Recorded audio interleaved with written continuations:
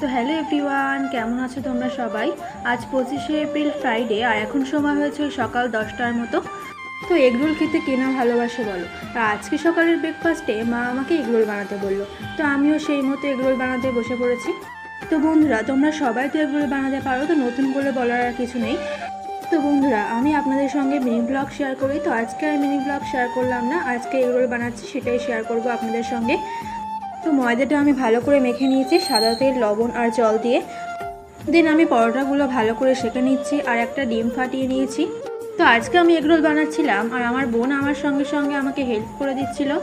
তো বন্ধুরা, যদি আমার ভিডিওটি ভালো লেগে থাকে অবশ্যই আমার চ্যানেলটি সাবস্ক্রাইব করে দেবেন আর একটা লাইক দিয়ে দেবেন।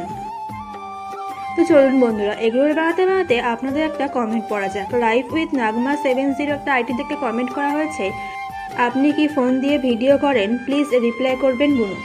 তো দিদিভাই, আমি ওপো K12X ফোন দিয়ে ভিডিও বানাই, আর আপনাকে অনেক ধন্যবাদ এত সুন্দর কমেন্ট করার জন্য।